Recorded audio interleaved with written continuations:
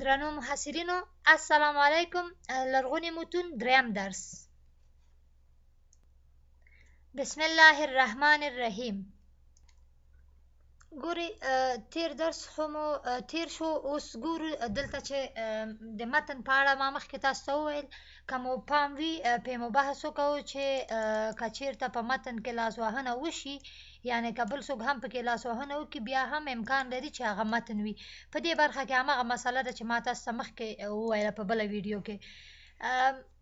بله خبره دا وه چې د متن په مقابل کې د حاشیې کلمه ده، یعنې حاشیه د متن هغه مشکله برخه موږ او تاسو ته تشریح کوي یا څرګندوي یې، واضح کوي یې. لمنلیک هم ورته وایي. ګورئ دلته شته دي لمنلیکونه. لمنلیک پاورقي دا یعنې د کتاب د تشریح برخې، که هغه برخې د هرې ورقې په پای کې وي، یا د هر فصل په پای کې وي، یا هم د ټول کتاب په پای کې وي، خو چې د داخل کتاب یا مقالې یا متن سپړنه پکې شوي، هغې برخې ته حاشیه وایي. حمید مومند یا حمید ماشوخېل به تاسې هم پېژنئ، د پښتو ژبې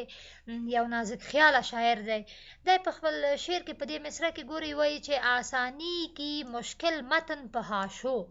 یعنې که متن چېرته مشکله وي نو هغه څنګه کېږي، هغه په حاشیو اسانه کېږي چې ته ورته حاشیه ورکړې، سپړنې وکړې، تشریحات ورکړې،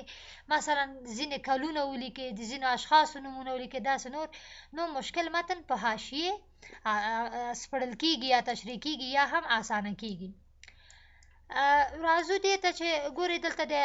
حاشیې تعریف هم راغلی چې وایي عربي ټکی دی یا د عربي ژبې ټکی دی، په عربي ژبه کې راغلی چې غاړې ته وایي، د جامو د کتاب غاړې، څنډې، کنجونه، دې ته وایي.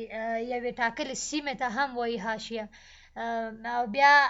د کتاب په برخه کې چې وایي نو د کتاب د سپړنې برخې ته حاشیه وایي. دغه ټول دلته د حاشیې په اړه تشریحات راغلي دي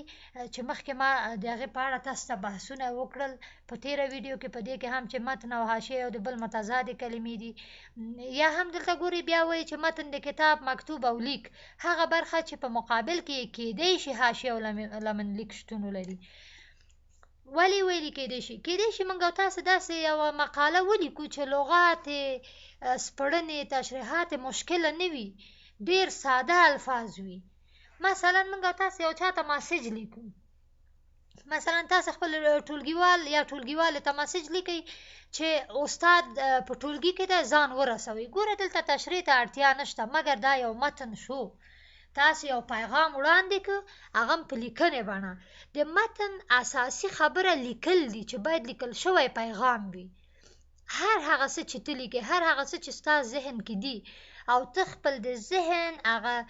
څه چې پکې موجود دي هغه ته د ورقې مخ ته راوړي، لیکې، که هغه په ټایپ وي، د ټایپنګ وي، یا هغه د قلم په ذریعې وي، په هره توګه چې ته لیکې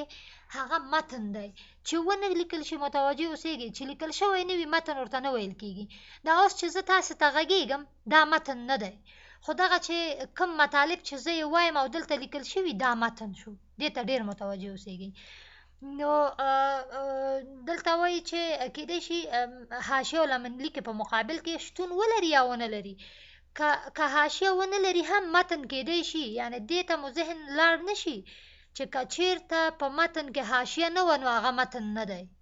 کیدی شي موږ حاشیه ورنه کړو، کیدی شي موږ ته هغه متن ډېر ساده ښکاره شي. لکه مخکې مې تاسو ته وویل چې خپل ټولګیوال ته مسیج کوې، ورته لیکې چې استاد په ټولګي کې دی، ځان ورسوه. هلته سپړنې ته اړتیا نشته، مګر متن پوره ولیکل شو، هدف ورسېد، پیغام ورسېد. دلته وایي اوس د کتاب په دننه کې د متن ستونزوره برخه سپړل کېږي چې حاشیه او لمنلیک ورته نه وایي، خو په حقیقت کې هماغه حاشیه او لمنلیک دی. ګورئ موږ او تاسې هر علم چې دی، لکه څنګه چې د ژوند بېلې برخې په هره دوره کې هر څو کاله بعده تغییر خوري، هماغسې زموږ لیکنې، هماغسې زموږ تعریفونه، هماغسې زموږ د ژوند هره برخه په تغییر کې ده، ورسره تغییر کېږي. یو وخت به د کتاب په آخره برخه کې یا د ورقې په آخره برخه کې، یا هم که تاسې دغه خصوصا هلکانو، که په مساجدو کې هلکان زیاتره مساجدو ته ځي، که د مسجدونو دا کتابونه او دغه ځینې مسایل چې تاسو ته پکې تدریسېدل، خصوصا پخوا او په اطرافو کې چې کېدله، تاسو وګورئ د هغه کتابو په کنجونو کې حتی مثلا دغسې ځایو کې زه تاسو ته اوس دلته وښیم دا ځایونه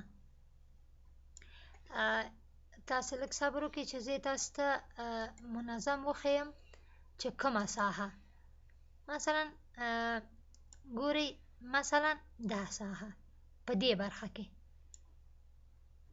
داسې مثلا دلته به یې حاشیه ورکړه یا د کتاب په دې کنج کې په دې برخه کې په داسې په لنډو یا په دې برخه کې په لنډو یا لاندې یا حتی په دې څنډو کې که په اخبارونو کې مو لیدلي وي دغه هر ډول شکل چې تاسو ګورئ دا ټول اشکال په حقیقت کې حاشیه دي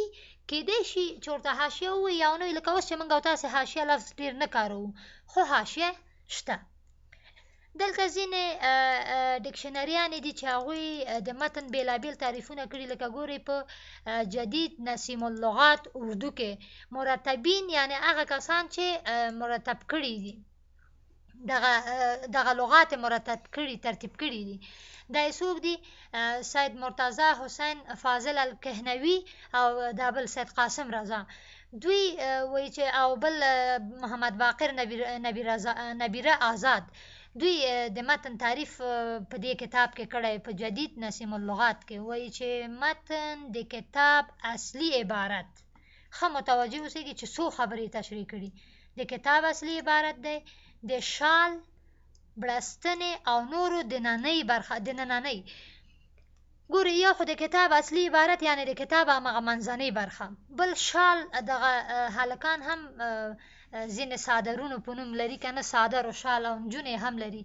په ځایو کې چې کوم ګلان جوړ شوي ډیزاینونه شوي یا هم بړستنې او کمپلې نجونې به زیات په دې شي پوهېږي چې بړستنو ته شیت ورکول کېږي دا ګورئ دا د بړستنو دننه برخه چې مالوچ ورته وایي پخته وایي دا یې د متن په نوم یادېږي او دا شاوخوا د دې بړستنې چې کوم ګلان جوړ شوي دا نجونې پکې فیتې ګنډي او ګلان کوي په لاسو دا شیان کوي دا څه شی دي دا حاشیه ګڼل کېږي همداسې د ځینو نورو شیانو مثلا په ټولګي کې ستاسو تخته سپینه تخته ده شاوخوا یې وګورئ چې یو ډول فولادي اوسپنه ده هغه اوسپنه چې فولادي شاوخوا یې ګورئ هغه حاشیه ده او داخله سپینه تخته متن دی دې ته متوجه اوسئ ګورئ په غاړو کې حاشیه یعنی د کتاب په غاړه کې حاشیه د شال په غاړو کې څه شی وي فیته وي همداسې د بړستنو په غاړو کې ګلان وي نو دغه ګلانو فیته او حاشیه دا څه شی شوې حواشي شول یا حاشیې شوې او هغه اصلي برخې که متن دی که شال دی که بړستنه ده که تخته ده که ځمکه ده هغه منځنۍ برخه یې څه شی شوه متن شوه دلته یو بل تعریف راغلی کالنز انګلیش ډکشنري کې کالنز انګلیش ډکشنري هم یو داسې ډکشنري ده چې ډېر مطالب یعنی په واضحه توګه تشریح کړي دي په دې کې د متن په باره کې څو تعریفه راوړي دي ګورئ تاسې لس دي که څو تعریفه دي چې دلته یې راوړي اووه تعریفه تعریف یې دلته راوړي دا هر یو تعریف موږ او تاسې په بله ویډیو کې تشریح کوو ګورئ چې تاسې هم پرې ډېر سوچ وکړئ وګورئ چې څومره نیمګړتیاوې لري او کومې برخې یې سمې دي د اوس لپاره درس همدومره بس دی الله مو مل شه